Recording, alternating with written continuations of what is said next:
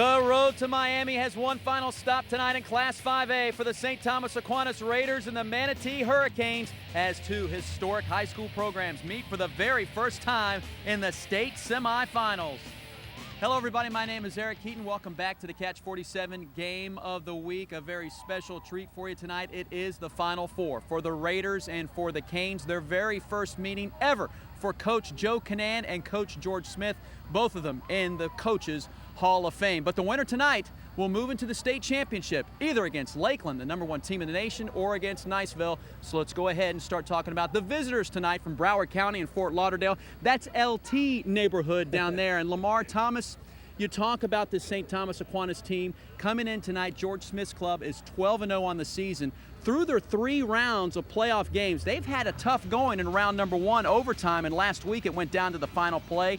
They have a lot of history with 3 state titles, but the history that most people know them about is they're really the 4th major university in the state of Florida. That's right. There's Florida State, and of course Miami, and then St. Thomas. They've always been able to put together some top quality players. I think about some of the players who were coming out of there. Michael Irvin came from there. And you know what? Even with Coach Smith on that staff, they've even added an extra coach.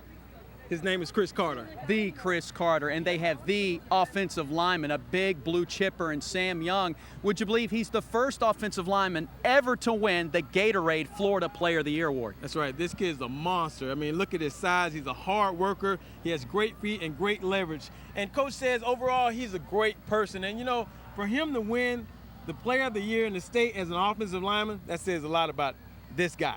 Third member of our broadcast team tonight, you know him as the head coach from the Hillsborough Terriers, Earl Garcia, joining us for the second time in 3 years here in the state semifinals. He's also coached against the Manatee Hurricanes when they were led by Joe Keaton. Of course, Coach Keaton took a few years off due to health reasons, but you look at what they've been able to do this season and in the playoffs, beating a couple of teams in the last 2 rounds from Pinellas County. You know the history with 4 state titles. It's incredible what he's been able to do for this football team and this community. Unbelievable, Eric. Joe Keaton, my personal pick for State Coach of the Year. He took a program over that needed a little bit of tweaking, got shellacked in the spring game by Lakeland.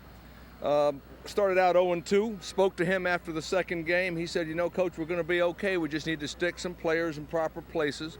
13 weeks later, state semis, unbelievable. You think of Bradenton Manatee Hurricanes, you think of Joe Keaton.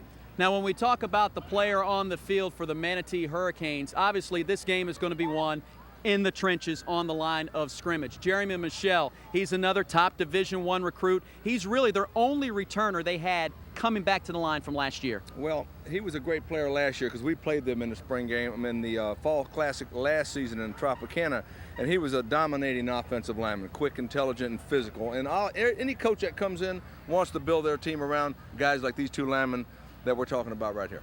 All-star crew for you here tonight on the television. 2 all-star teams and all-star coaches. It's time to get it on. Winner will head down to Miami to face either Lakeland or Niceville. It's the Raiders and the Hurricanes coming up next here on Catch 47.